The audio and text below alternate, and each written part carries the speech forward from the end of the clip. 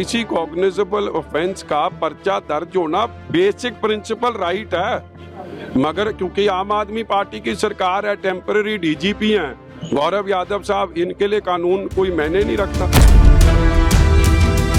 तभी यूपीएससी की भी धज्जियां उड़ाई जाती हैं कि परमानेंट डीजी लगे। डीएम थे वेयर हाउसिंग के, दो जिले के 4 दिए हुए थे क्योंकि इतने काबिल अफसर थे। उस अफसर को मजबूर क्यों कर दिया इतना,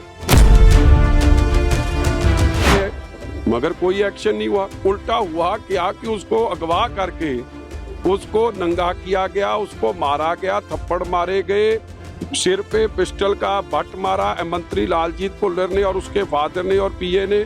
और क्या कि तू टेंडर तेरे को हमको ही देना। कहते वहां पे भी डॉक्टर का हाथ पकड़ लिया, इलाज नहीं करने दिया, उठ के भागने की कोशिश करी। ये हालात बना दिए थे उसके मानसिक तौर पे। क्या ये इंसाफ है जी? अभी सामने आए और मंत्री लिख रहा है मैंने इस्तीफा दिया है, मेरे को डिसमिस नहीं करा गया, मैंने अपने आप इस्तीफा दिया। वो नैतिकता के पाठ पढ़ा।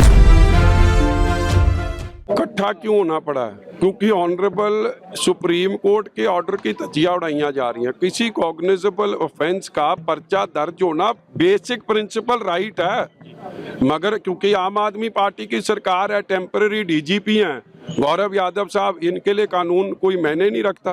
तभी यूपीएससी की भी धज्जियां उड़ाई जाती हैं कि परमानेंट डीजी लगे। अब बात बड़ी क्लियर है कि एक अफसर ने जो इतना हाईली एजुकेटेड था, MSc agriculture, BSc agriculture, PhD, MBA, DM थे वेयर हाउसिंग के, दो जिले के 4 दिए हुए थे क्योंकि इतने काबिल अफसर थे। उस अफसर को मजबूर क्यों कर दिया इतना खुदकुशी करने के लिए? उसने अपनी सारी बात, चिट्ठियां सामने आ गई हैं। डीसी को चिट्ठी लिखी कि सीएम साहब के नोटिस में ले आओ भाई, मेरे को मंत्री तंग कर रहा है, परेशान कर रहा है, करप्शन करने के लिए मेरे को मजबूर कर रहा है कि मेरे को दो, ये गलत है। फिर उसने अपने एमडी साहब के वेयर हाउसिंग के, जैन साहब के नोटिस पे ले आए, मगर कोई एक्शन नहीं हुआ। उल्टा हुआ क्या कि उसको अगवा करके उसको नंगा किया गया, उसको मारा गया, थप्पड़ मारे गए, सिर पे पिस्टल का बट मारा मंत्री लालजीत भुल्लर ने और उसके फादर ने और पीए ने। और क्या कि तू टेंडर तेरे को हमको ही देना पड़ेगा, नहीं देगा तो तेरे को गैंगस्टरों से मरवाएंगे। फिर उसके बच्ची, 2 बेटियां 1 बेटा, कहाँ जाते थे, किस कम के रंग के कपड़े पहने हैं, वाइफ टीचर है, वो कहाँ पढ़ाती थी, क्या करती थी, वो सब बताते थे कि हमको सब पता है, आज इतने बजे से इतने बजे यहाँ गए हैं, ये रंग के कपड़े पहने। मानसिक तौर से उस आदमी को इतना डरा दिया। और उसके हालात देखो फिर क्या बने जब मंत्री ऐसी बातें करे कि मैं गैंगस्टर से मरवा दूंगा, तो तेरी घरवाली इस वक्त इधर गई है, तेरे बच्चे इधर गए हैं। वो घबरा गया।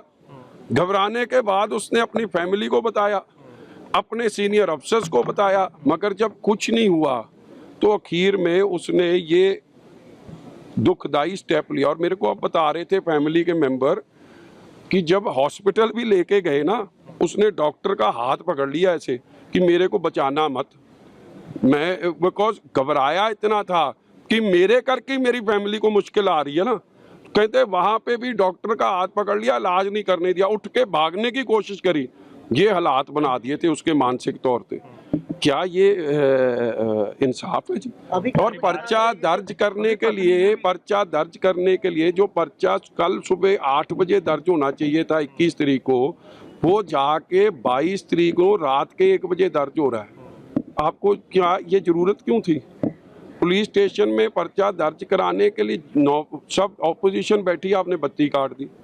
जब सरकार की ऐसी सोच सामने आए और मंत्री लिख रहा है मैंने इस्तीफा दिया है, मेरे को डिसमिस नहीं करा गया, मैंने अपने आप इस्तीफा दिया है, वो नैतिकता के पाठ पढ़ा रहा है। कमाल ही होगी जी। जिसको डिसमिस करके अभी तक अरेस्ट हो जाना चाहिए था, वो अरेस्ट नहीं हो रहा। इसलिए परिवार पे आज कमिश्नर पुलिस है मिस्टर भुल्लर, डीसी है, प्रेशर बना रहे हैं कि आप संस्कार करो जी, आप पोस्टमार्टम कराओ जी।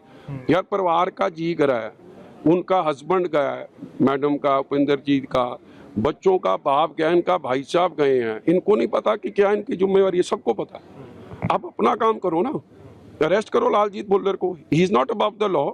उसके लिए डाइंग डिक्लेरेशन है रंधावा जी की, और वो डाइंग डिक्लेरेशन पे आप एक्ट करो, अरेस्ट करो, और ये अपना काम कर देंगे। इनको भी पता है कौन अपनी डेड बॉडी को ऐसे रखना चाहता है, मगर अननेसेसरली प्रेशर।